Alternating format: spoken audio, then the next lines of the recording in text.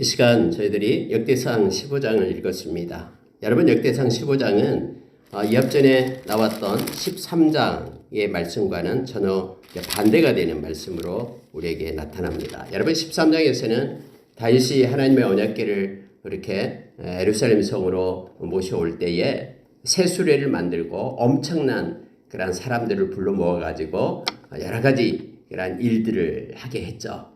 그런데 하나님께서는 하나님의 말씀대로 행하지 않는 것을 보고 그 기돈의 타작마당에서 이렇게 소들이 뛰게 함으로 인하여 하나님의 언약궤가 땅에 떨어질 것 같으니까 우사가 붙잡게 했고, 또 하나님의 언약궤를 붙잡은 우사는 하나님이 치심으로 그곳에서 죽게 된 사건이 나타나고, 다윗이 이것을 보고 놀래가지고 불불 떨었죠.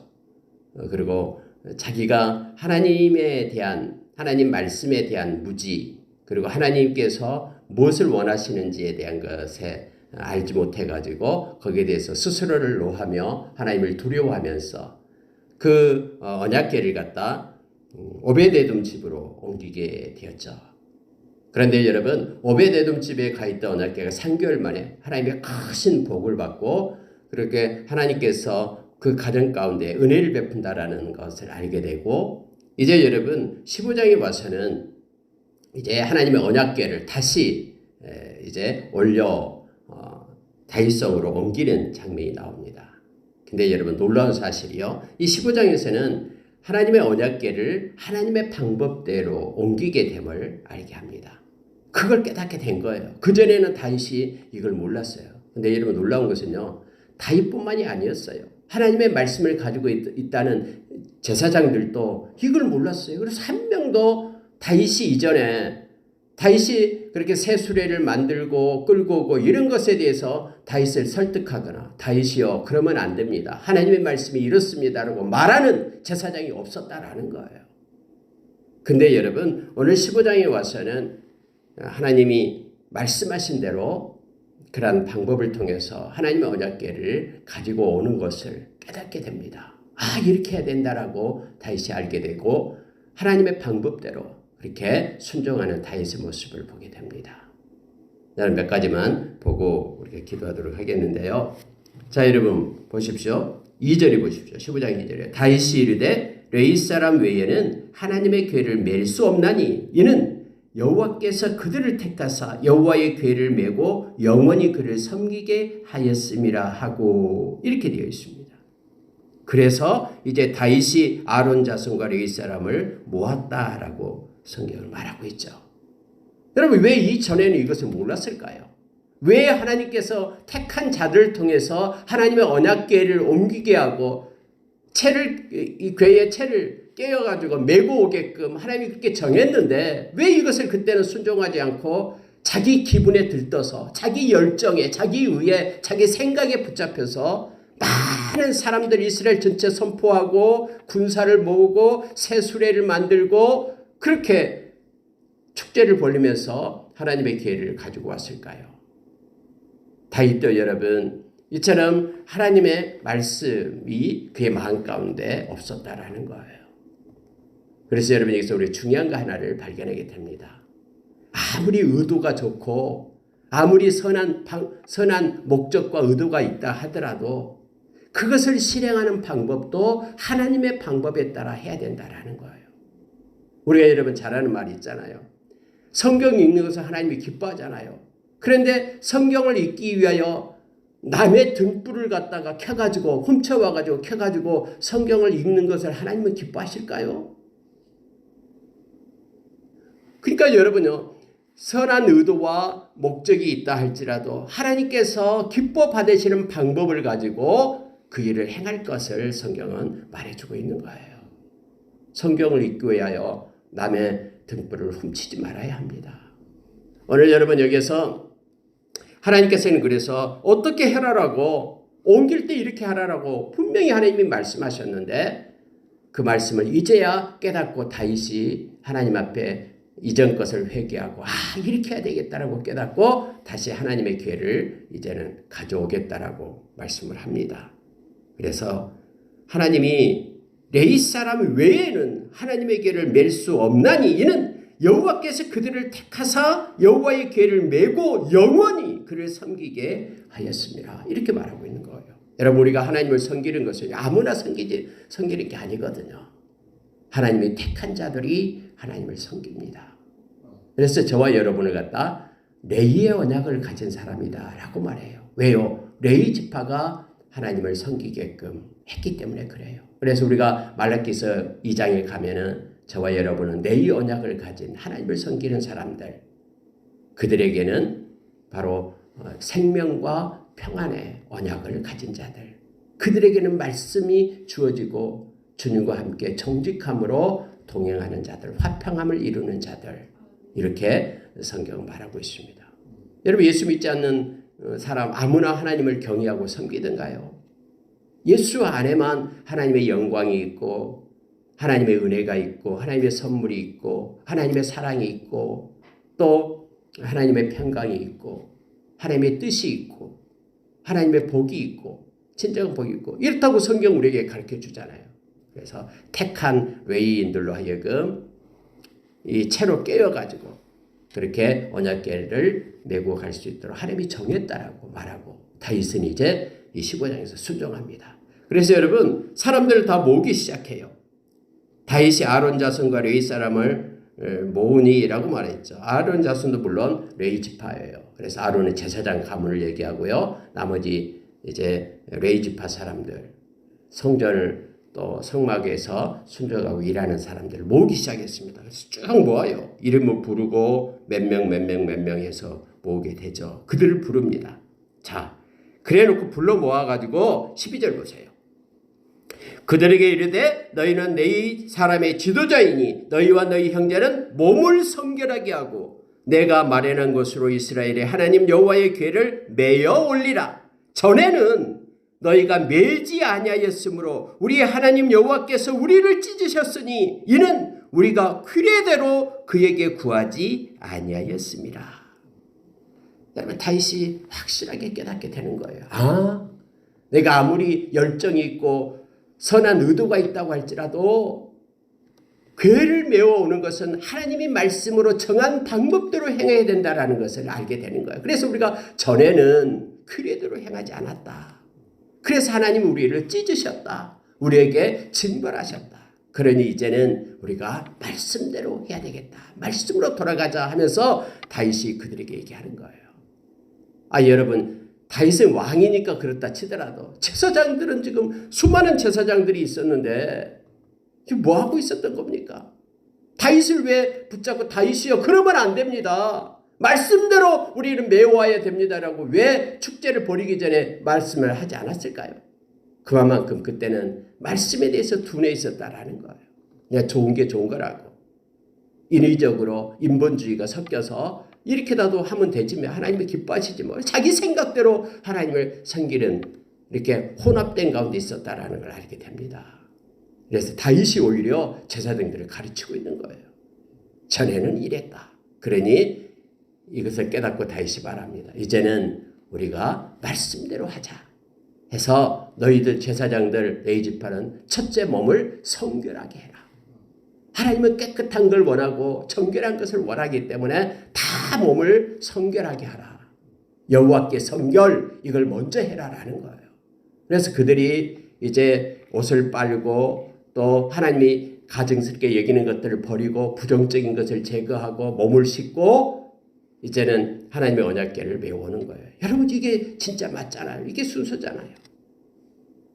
속은 문드러지고 썩고 냄새나는데 겉만 화려하게 막 축제를 벌리고 기획하고 이것이 중요한 게 아니잖아요. 하나님께 예배할 때도 우리의 중심이 중요하고 깨끗함으로 정직함으로 성결함으로 하나님 앞에 서야 됨을 알게 합니다. 먼저 그렇게 해라. 그리고 나서 말씀대로 궤를 메워오자 이렇게 말합니다. 그래서 여러분 14절 하반절에 보니까 여호와의 궤를 메고 올라가려 하여 몸을 성결하게 하고 모세가 여호와의 말씀을 따라 명령한 대로 레위 자손이 채에 여호와의 궤를 꿰어 어깨에 매니라 해서 하나님께서 가르쳐준 방법대로 그렇게 했음을 성경은 말하고 있습니다. 그리고 다윗은 여기에다가 우리가 하나님을 찬양해야 된다 하면서 성가대를 조직합니다. 그래서 성가대를 조직해서 하나님을 찬양하면서 오베데돔 집에서 예루살렘 성으로 하나님의 언약궤를 메어오기 시작합니다. 그중에 특히 이 찬양하라고 악기를 다루고 했던 세 명의 사람의 이름이 나오죠. 17절 레위 사람이 요엘의 아들 헤만과 그의 형제 중 베리아의 아들 아삽과 그의 형제 무라리 자손 중에 구사의 아들 에단을 세우고 이 세 명이 바로 성가 대장에 대해서 악기와 또 음악을 주도했던 사람이죠.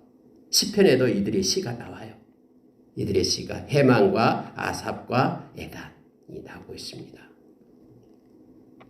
그리고 특히 노래를 지도하는 사람이 있었는데 22절 레위 사람의 지도자 그나야는 노래에 익숙함으로 노래를 인도한 자요.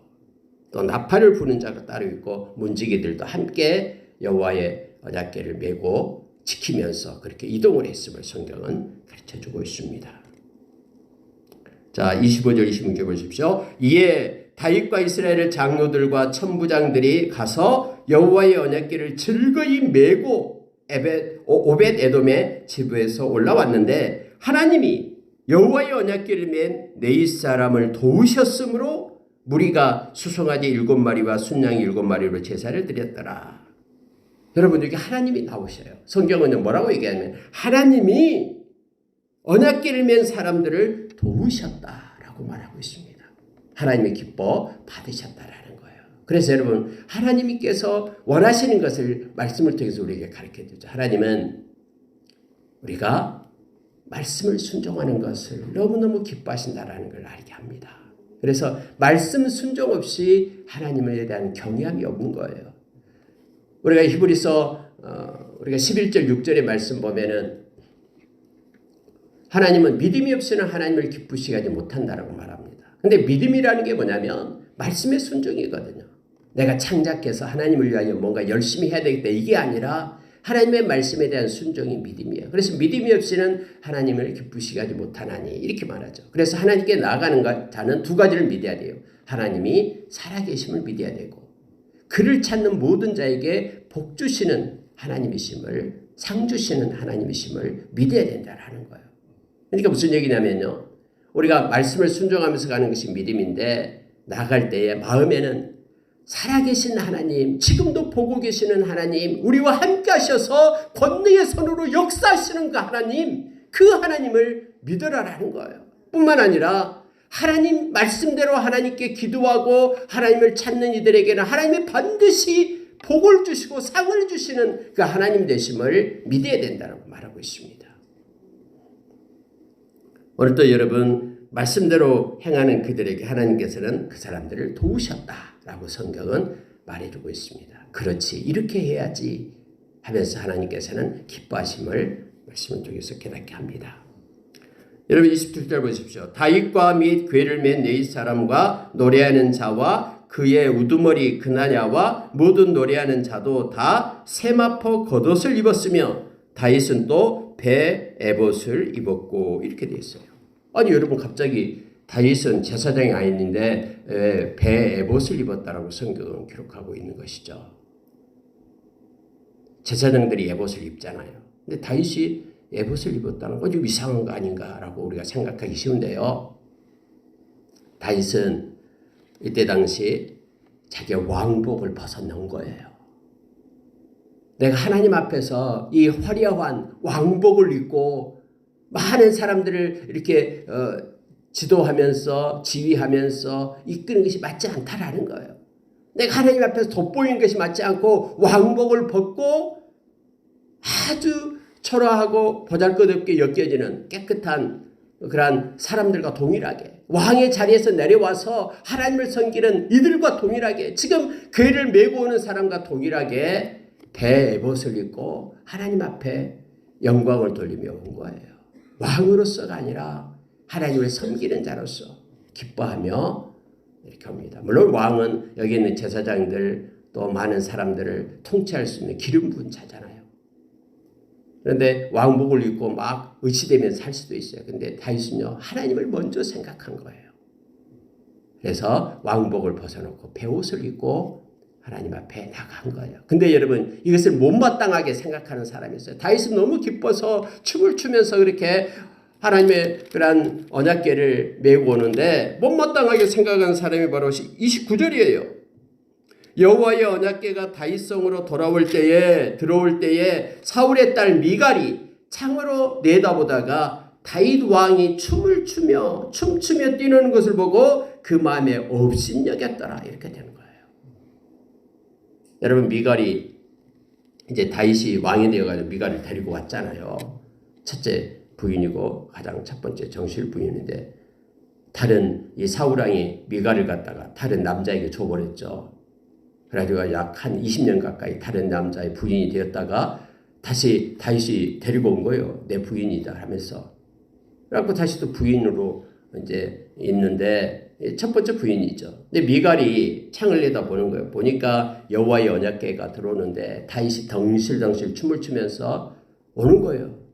근데 여러분 여기서요. 미갈이 뭐 때문에 기분이 상했을까요? 왜 다윗을 마음에 업신여겼을까요? 왕 채통을 지키지 않았다라는 거예요.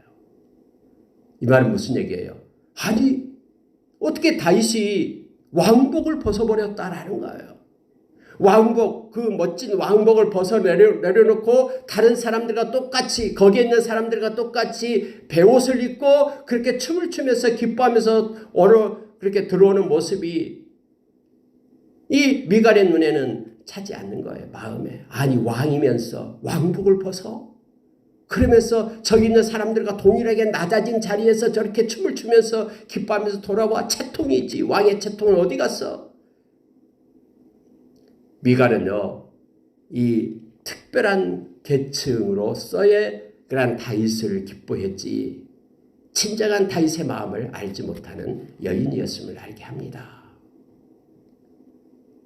다윗이 왕이니까 기뻐한 거예요. 자기 왕의 부인이니까. 근데 왕복을 벗어버리고 베옷을 입고 오니까 마음이 차지 않는 거예요. 그것도 막 춤을 추면서 오니까요. 이처럼 다윗 왕의 신하들 앞에서 부끄러움도 모르고 벗은 몸을 드러내면서 채통을 잃어버렸다고 막 비난을 했어요. 이미 사무엘하 6장에서 우리가 이 말씀을 봤습니다. 말하자면 미갈은 다윗의 권위 있는 왕의 복장을 입지도 않고 윗몸을 일부러 윗몸이 드러나는 그런 제사장의 예봇을 입고 왕의 품위를 상실한 데 대해서 화가 났던 거예요. 그러면서 미갈이 하나님의 교회가 예루살렘 성 안으로 들어오는 이런 역사적인 사건에 대해서는 전혀 관심이 없어요. 오직 다윗 왕이 왕으로서의 품위를 유지하지 않았다는 것, 이것에 관심을 두고 있었던 거예요. 그래서 하나님께서는 이 미갈을 통해서 죽을 때까지 자녀를 낳지 못한다라는 징벌을 내리게 되죠. 사무엘하에 이미 우리가 말씀을 보았습니다. 6장에서요. 여러분, 우리가 어디에 관심을 갖는가가 참 중요합니다.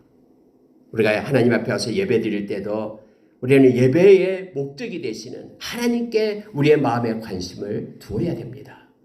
하나님이 아닌 다른 것에 관심을 두게 될 때요, 왜곡되게 됩니다. 다윗이 지금 하나님의 교회를 들어오는 것에 목적을 두고 너무 기뻐하는 것에 관심을 갖고 있잖아요. 다윗은 사람의 눈은 관심이 없어요. 그런데 미갈은 사람의 눈에 관심이 있잖아요. 하나님의 교회는 관심이 없어요. 그래서 왕복을 벗어던지고 이렇게 몸이 드러나는 에봇만 입고 베옷을 입고 춤추고 있는 그런 다윗을 생각하니까 속이 문드러지는 거예요. 사람들 앞에 저거 뭐냐라는 거죠. 하나님 앞에 있는 다윗을 사람 앞에 있는 다윗으로 이렇게 관점이 다르다라는 걸 알게 됩니다. 우리가 예배할 때도 외부로 나타나는 것이 아니라 우리의 중심이 하나님께 있기를 원합니다. 그래서 하나님으로 공급되는 은혜와 기쁨 속에 하나님의 임재 가운데 또 하나님의 영광 가운데 우리가 늘 머물며 하나님의 이름을 높이고 찬양하는 저와 여러분이 되길 원합니다. 우리가 일상의 삶 가운데서도 우리 하나님과 동행하고 하나님께 영광을 돌리는 사람들입니다. 오늘 또 말씀을 붙잡고 믿음으로 살아서 하나님의 관심과 하나님의 뜻 가운데 우리가 행하기를 원하고요. 아무리 목적과 그러한 의도가 좋다고 해도 그 과정도 하나님의 말씀, 하나님이 기뻐하는 방법대로 행해야 된다라는 것을 우리가 기억하기를 원합니다. 함께 기도하겠습니다.